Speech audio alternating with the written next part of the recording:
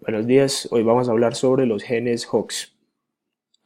¿Qué son los genes Hox? Los genes Hox son una serie de genes que están involucrados en la formación del encéfalo y del sistema nervioso central del ser humano más específicamente, y son los encargados de regular parte de este proceso. Antes de hablar de ellos en específico, tenemos que dar un breve recuento de lo que sucede en las primeras semanas de formación relacionado con la formación del sistema nervioso central. Primero, hacia la segunda semana se forma un disco bilaminar. Dicho disco, hacia aproximadamente la tercera semana, a comienzos de la tercera semana, le va a aparecer una nueva capa, formando así un disco trilaminar. Posteriormente a esto, también al inicios mediados de la tercera semana, se va a dar un proceso que se llama gastrulación y neurulación. La gastrulación y la neurulación son procesos donde se induce la creación de un sistema nervioso. Se crea una notocorda y se crea en el sistema nervioso central, específicamente aparece por una placa de ectodermo en forma de zapatilla que recibe el nombre, después de diferenciarse, recibe el nombre de placa neural. A esta placa neural, por un proceso llamado extensión convergente, le van a va a pasar allá, le van a salir unos abultamientos a los lados y le van a empezar a crecer unas crestas neurales. Estas crestas neurales son muy importantes en la producción de células de la cresta neural, que van a ser todas las células del sistema nervioso central.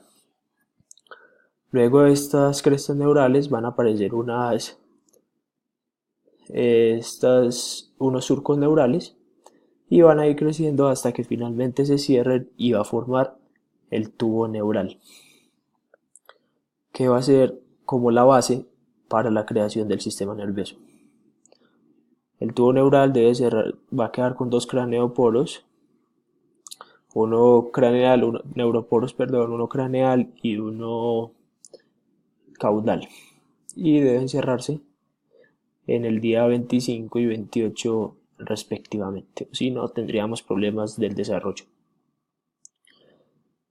Básicamente, si quitamos la parte de arriba del tubo neural, vamos a ver que se forman tres vesículas cerebrales primarias.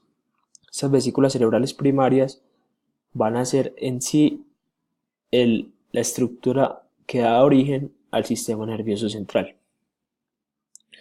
Las tres vesículas son, en la parte de arriba se forma un prosencéfalo primario, que se va a diferenciar luego en un prosencéfalo secundario, y a su vez se va a formar un diencéfalo, un telencéfalo, donde van a salir los hemisferios cerebrales, y una copa óptica donde se va a formar la retina y el nervio óptico. En la parte intermedia está el mesencéfalo, que no va a tener muchos cambios significativos como los otros dos, y en la parte de abajo está el romboencéfalo. El prosencéfalo correspondería a la parte anterior del cerebro ya formado. El mesencéfalo corresponde el antecesor de la parte media del cerebro, y el romboencéfalo el antecesor de la parte posterior o cerebro posterior. Entonces, ¿qué son los genes Hox? Los genes Hox también reciben el nombre de genes maestros o homebox. ¿Por qué genes maestros? Porque ellos van a ser los encargados de regular y de determinar la identidad de cada rombómera y sus derivados.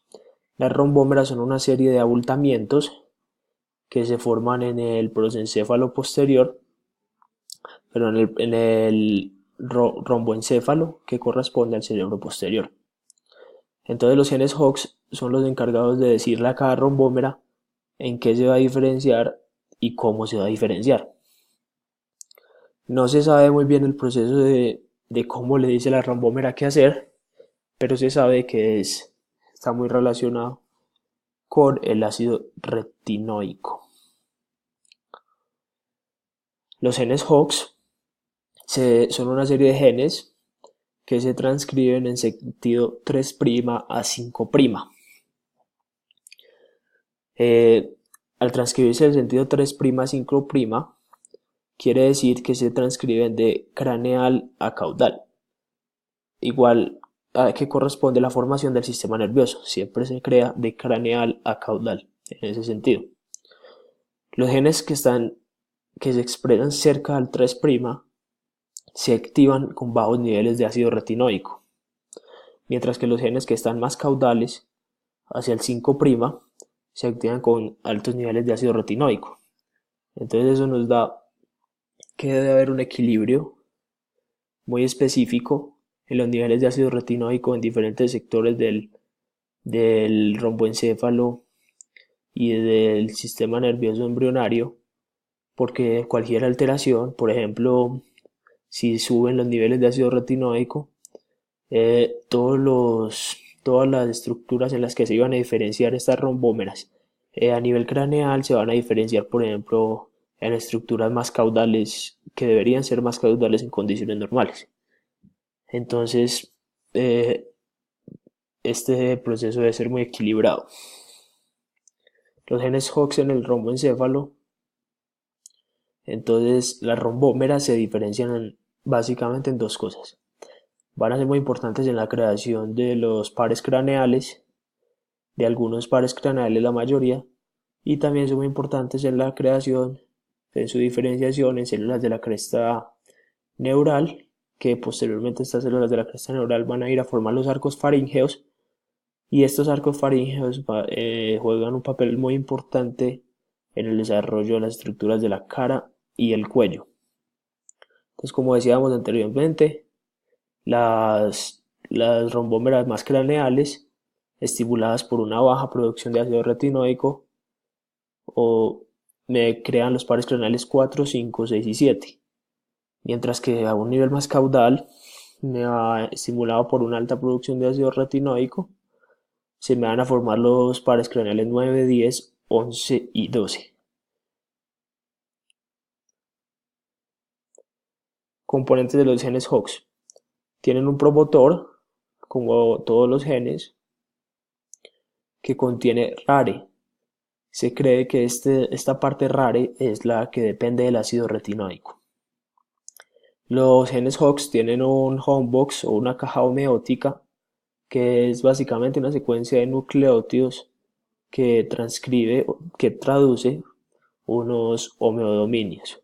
¿Qué son estos homeodominios? Estos homeodominios son secuencias de aminoácidos que se unen en la región promotora para que se pueda saber qué genes se van a expresar, pues, eh, por la, por la interpretación, pues, de este homeodominio. Genes Hox en la neurulación, se puede ver que no solo podemos hablar de genes Hox como entidades que actúan solas en la formación del sistema nervioso central, esto es muchísimo más complejo. Por ejemplo, en el ectodermo neural se expresan factores de transcripción conocidos como PAX3 y PAX7. En la notocorda se expresa un gen SHH, que también es muy importante porque inhibe la proliferación del ectodermo neural a nivel ventromedial para que se dé una correcta formación del tubo neural. En el tubo no neural se expresan proteínas BMP4 y BMP7 que, que junto con los factores de transcripción PAX3 y PAX7 me van a ayudar también en la formación y diferenciación de las otras estructuras diferentes a las que salen de los arcos faríngeos y de los arcos faríngeos y de los rombómeras. Por ejemplo, se induce la formación de una placa basal, una placa alar, una placa del piso y una placa del techo, que van a llevar a la formación del sistema eh, sensitivo y motor, que son componentes fundamentales del sistema nervioso. Entonces, se puede ver que el ser humano es algo muy complejo y su formación pues no es ajeno a ello. Entonces se necesita la participación de muchísimos genes.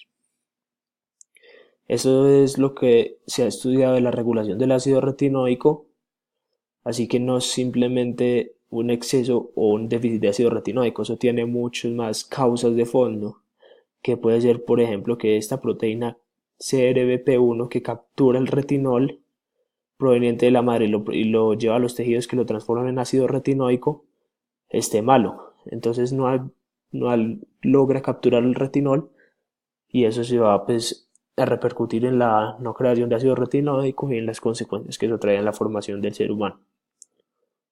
También se puede activar, puede haber una mutación en la secuencia de activación de los genes HOX, pues impidiendo que se activen. Se puede intercalar, como decíamos, por un aumento o disminución de los niveles generales de ácido retinoico, se pueden intercalar, pueden llegar a intercalar la posición de los pares craneales, los pares craneales que estaban a nivel caudal pasarían a crearse a nivel craneal y los craneales a nivel caudal. Eso traía pues, serias consecuencias que en muchos casos sería incompatible con la vida. Eh, También las células de la cresta neural podrían tener alteraciones y no diferenciarse bien en los arcos faríngeos y podría esto traer graves consecuencias de la formación de la cara. Listo, eso fue todo. Muchas gracias y estas son las fuentes de donde lo saqué.